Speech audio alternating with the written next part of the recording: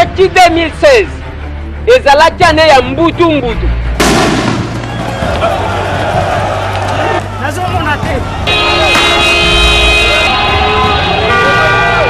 2017 eza année ya identification. Tobani biso tu tolegu de placement. Toya wa pona kosolola koluka consensus. Tokoyoka na bango balinga te. Bazalaka na bango to bazalaka na pembe. Ngaso na sisi anake ko appuyer badi banga po ye fatikala. Bazalaka mwindu to bazalaka pembe. Balo baboye ba misusu bakomi yo ba ko démolir biso tina to ebité. Kula oyo ya 2017 tokoyeba bango biloi. Bato so ko da télé 50 ba ko poisonner kuna. Moni jamais tout ça mengana yak. Jamais ka sameste garçon gentil. Mais tout dans opposition libumuna kinga kati to bazaka mibimba. Etumba na biso yako batela mobeko likonzi etumba wana tokotika yango soki mokete. Kabila foto longola ndambu pouvoir wana po ete tomona ndenge ni toke na maponami sans problème. Ba prophète ya malheur lelo bidaki bango bikoki. Même kuumela ngo déjà c'est umeli. Kikana mamango sila. Vula uleze la kaluma kwa bokoyeba. Mbote lisusu bandeko nangana bandeko oyangai tokutani kaka ndenge tomesana kokuta na biso na bino likambo eza ya contrat to signa ndenge na lobaka na bino lobi ba réaction ebele ya kikobima na o etali makambo ya seni calendrier électoral batu nyonso ba réagir na ndenge na bango mwana mboka syndicat de Kolo a réagir pe toko proposer bino maloba na ye na kati ya intervention oya biso bandeko ebele bandeko alusha ba réagir bandeko rassemblement ba réagir bandeko proche ya major pe ba réagir mwana mboka Francis Kalombo Tolandi pe a réagir mais bandeko langai bozali komituna nini le kati lobi na Kisasa po masasa ebeta kilobi ebeta ki pona nini ebeta ki wapi nenya salaki nini deux versions tozo pe sabino parce que ça quelques minutes d'information d'actualité bien que ekozala un peu élargi pour te proposer les bino intervention à mon amboka syndicat de Kolo et en plus te copier Sabino la vie à Chikapa. Voilà les deux éléments bande kolanga il y a les autres mais dans cadre il y a quelques minutes de vérité d'information d'actualité massa c'est beta qui pour la na Kinshasa. Il y a liboso il y a un groupe il y a ba jeunes oh ba sepela ki na makambo calendrier électoral te Pambate bamoni ke ba flouer encore le peuple congolais pour na prolonger misère na bango. La même chose et salema kilobi na quartier Matipisa na kuna na Lubumbashi. Espai wapi bandeko ya UDPS ba militant ba combattant ya UDPS ba manifestaki ba tumbaki ba pneu pour na ko manifester mécontentement na bango na we etali calendrier électoral parce que c'est un calendrier et ça bourré de contraintes. Nakolambela yo fufu soti olobite pendant que nazolam soti oningani te pendant que nazolamba soti oyambi téléphone te tant que nazolamba ba contrainte ezandenge wana volonté ya kolamba ezato ezate yango kuna boyoki même intervention ya ndeko Niki Ale à réagir à lobby aza d'accord na calendrier et que les États-Unis d'Amérique va collaborer na RDC pour na rendre réaliste calendrier wana pambate maponomie ko ka sale ba masolo bande konangai ezawa. Deuxième élément na oyo beta ki masasi lobby ezalaki déguerpissement ya bande ko bavanda kana paka juma na nzela ya poids lourd mituka lobi ezwi mabanga na ndenge ya blage te pambate bandeko oyo bakendaki kodeguerpir na paka juma bazalaki na kanda c'est au moins 5000 personnes oyo bazalaki deguerpi lobi au profit ya bandeko misusu balobi mutu moko a gagné procès il faut azwa place wana yango eperturbaki circulation na nzela ya poids lourd kuna boka ukezalaki pambate oleki ozwi libanga na yo na mutu soki okebite parabrise na yo ekei. Voilà la situation bandeko nanga oyo ekreaki tension. Syndicat de Kolo réagit et hausse les tons. Mes chers compatriotes, mes frères et sœurs des Congolais debout, l'heure est très grave. Comme nous venons de l'entendre de la bouche de M. Nanga, et comme nous nous en doutions déjà depuis un bon moment, M. Kabila a décidé de se maintenir par la force et en violation de la Constitution pour encore une année. Par rapport à cette déclaration, la position des Congolais debout est claire, nette, sans appel. Nous n'aurons plus, à partir du 31 décembre 2017, M. Kabila comme président à la tête du pays. Nous ne le reconnaissons plus, ce privilège, cet honneur dont il s'est montré indigne. Il a humilié notre pays, il a affaibli notre République, il a détruit notre démocratie. Nous refusons de lui obéir et nous invitons tous les Congolais debout, mais aussi tous les Congolais, que ce soit au pays, que ce soit à la diaspora. Nous vous invitons tous à ne plus le reconnaître, à ne plus obéir à son autorité. Dès ce soir, nous invitons tous les Congolais sur la totalité du territoire national à manifester leur indignation, leur colère par un grand concert de casseroles.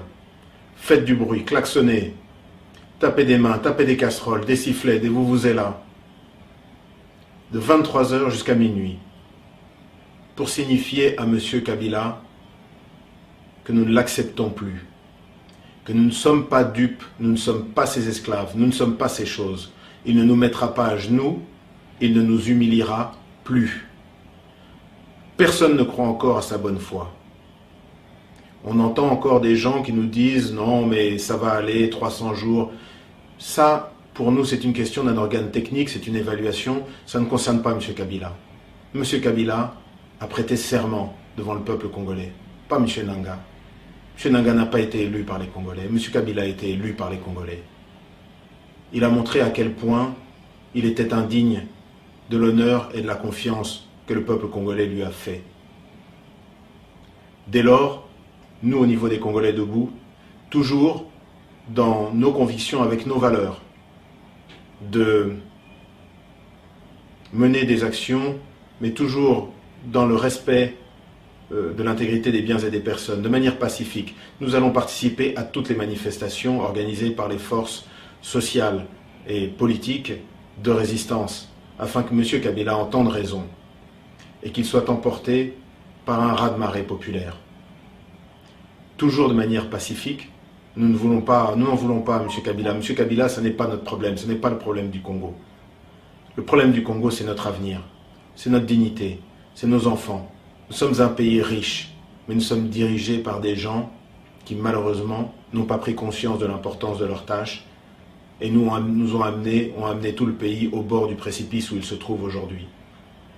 Des gens qui meurent dans des hôpitaux, des gens qui n'ont pas le minimum décent pour vivre, pour manger, pour se vêtir, pour envoyer leurs enfants à l'école.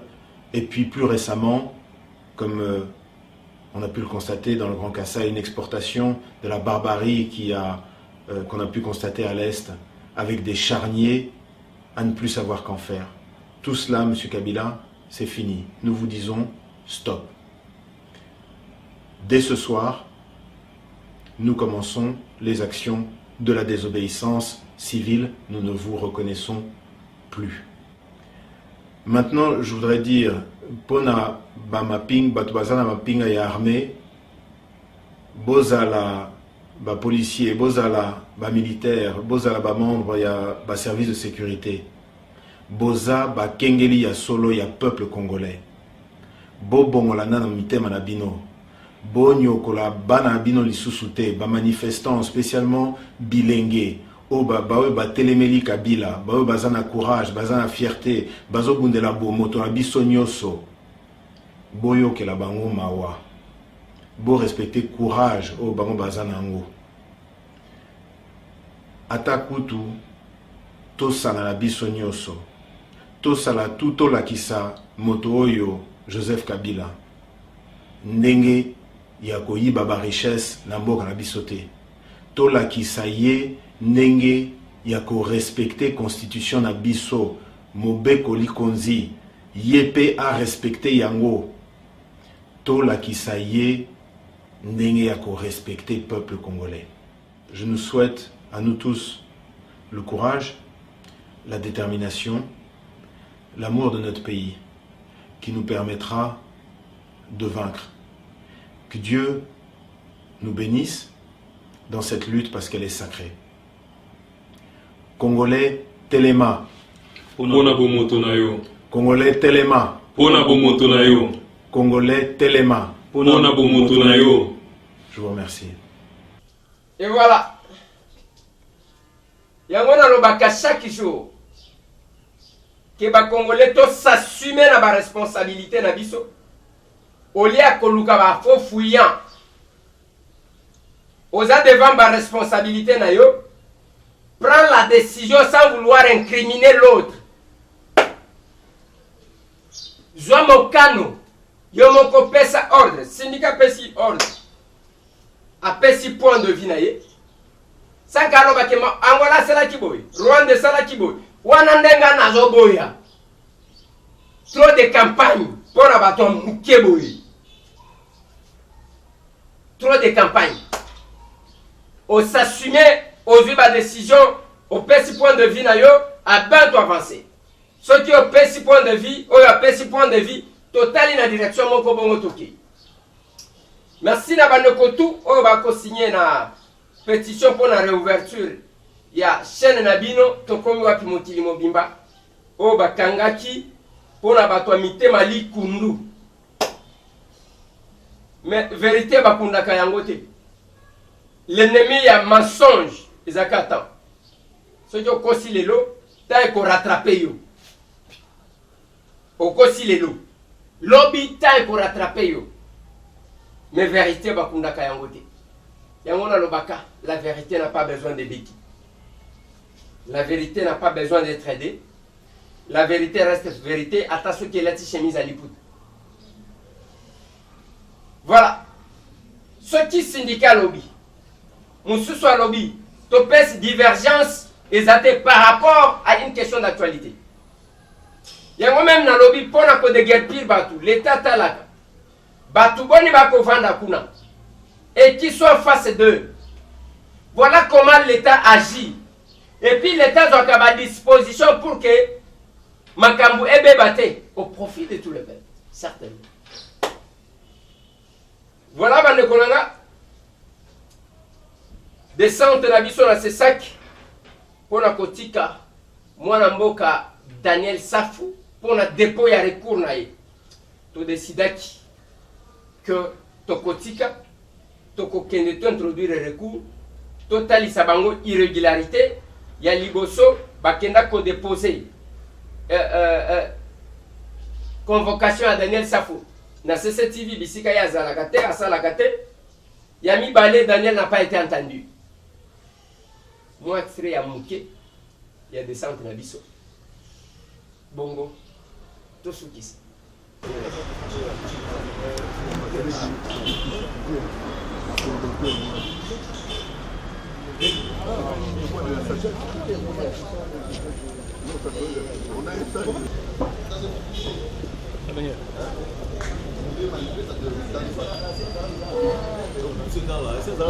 Ça va. On va voir quand même. Ah. C'est bon?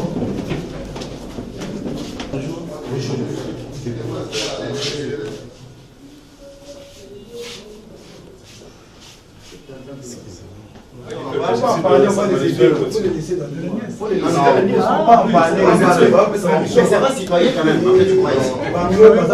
Ils sont pas avec nous. Faut pas en parler. Ils sont pas avec nous. C'est quoi toilette? Et la toilette? Pasteur.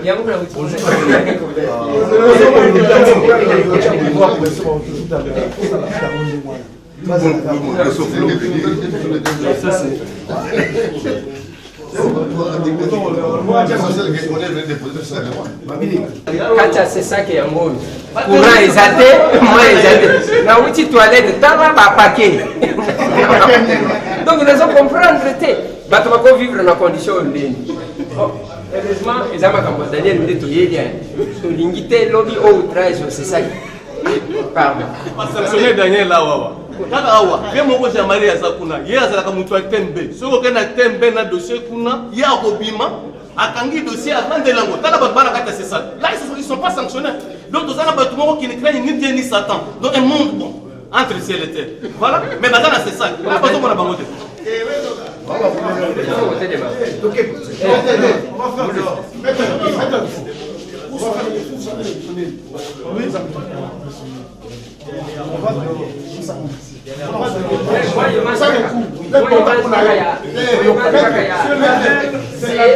À chaque fois que nous venons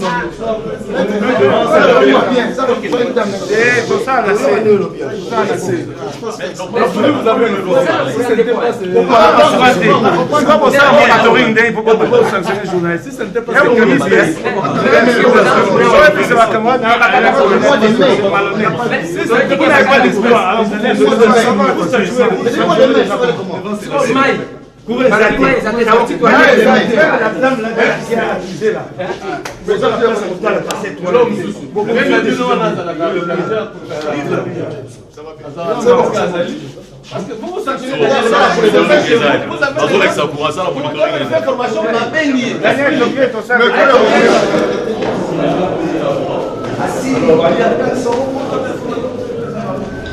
sommes venus déposer notre recours contre la décision tendancieuse et illégale de l'État sanctionnant M. Daniel Saf. Ils ont parlé en termes d'embargo. 3 mois, dans les 60 jours, dans les médias, tous les médias opérant en RDC. C'est une décision bourrée d'irrégularité. Premièrement, l'article 39 fait à ce que les quorums des membres qui siègent dans la plénière, l'assemblée plénière, soient au moins au nombre des 2 tiers des membres composant le CESA. Or, ici, les 2 tiers en principe, c'est 10 sur 15. Or, ici, dans leur décision, l'Assemblée plénière a siégé au nombre de 7. Première irrégularité. Deuxième irrégularité, le CESAC s'offre une directive, une ancienne directive d'ailleurs, déjà abrogée du temps de la HAP, pour justifier ce qu'il a appelé l'embargo contre M. Daniel Saf. Alors que la loi, l'article 59, fait à ce que le CESAC ne puisse sanctionner que les personnes morales, notamment les médias. Alors, nous disons, c'est une irrégularité qui n'honore pas cette institution qui a pris cette décision certainement pour plaire une certaine personne, une certaine catégorie de personnes, honorables députés et soit-elles. À ce jour, nous attendons 15 jours pour que le CESAC nous réponde. S'il ne nous répond pas ou il répondait défavorablement, nous allons saisir la Cour d'appel pour que ces décisions soient annulées et Daniel puisse aussi solliciter les dommages et intérêts. Même en matière administrative, on sait aussi solliciter les dommages et intérêts par rapport à ce genre de cas. Merci mingi d'abord pour la site de les réseaux sociaux. YouTube est dans le monde entier, YouTube tout. C'est combien? Ça va marcher. Vous remarquez que la bouche est comme là, vous remarquez que Mike Mukeba mais visiter qu'il y a un endroit pour pas battre tout ça dans l'identité bon tu sais quoi Daniel ça pour 60 jours. Donc tout ce que il y a awa au côté ça recours. Et au côté ça recours pour la ligne. C'est ça que le Bible. Daniel Safou, décision sur votre application, tant on va notifier. Si c'est que Daniel Safou a notifié, Yami Balé, c'est ça qui a sa habilité à sanctionner les journalistes. C'est ça qui a sa habilité à sanctionner l'organe de médias. C'est ça Conseil supérieur de l'audiovisuel. Journaliste va sanctionner la UNPC pour commission de discipline ASA. Donc, l'irrégularité qui a mis ça. Pour repérer sa notification, pour repérer sa information, or, l'idée, c'est ça qu'elle nous dit que suspension et autres côté en application, tant on va notifier, on notifier mon coupé. On va la on a TV, et ça, et puis mon histoire, on va dire, c'est ça qu'on a, boutou na boutou. bamituni nyonso mituni yango wana moto aye kose plaindre boye kotikala ya invitation boye kotika yango na sesactivité daniel nasala na sesactivité boyoki motu te epuis toki te babarème ya basanction ya sesaki ezaka ndenge nini ça dépend moto to 60 jours il faut asala vitamine biso sikoyo tolobi ke biso moko faut se prendre en charge quand il y a un problème quand un demi est touché biso na sekatele ndenge sikoyo omoni na bacalendrier limite tension eza mabe pour le refaire taire bajournaliste eza secret mpona motu te ke batake bango okomi ya pesa zwi ya ye toyeba nani ya bouche wana mpona nini po objectif eza nini po bana nyonso apoto lelo poso information ya kongo fatala tokomi mpona vrai journal mpona kiosque tout soki bobouche yango sikoyo intention eza nini maki mikebai vendredi asamedi na butu bato bayeba kati bafili botarbele nakoti baforce ndako bakoki kobuka te mpona na kodaniel sa suspende tolobi boye mokoboma biso liboke. Eh ben voilà. Esengaki tosala ndenge wana parce que ndako wana musala nango ezaka yango wana il fallait totalisa bango que quand nous voulons un pays d'état de droit il faut respecter ba texte. Merci na bandeko tout bazalaki. Courage na ba oyo babomba kabilongi na bango quand il y a des problèmes. Mais kota kaka koto zobanga ceux qui ozobanga liwa ko ya boité. Merci. Soki 2016 ezalaki ane ya mbutu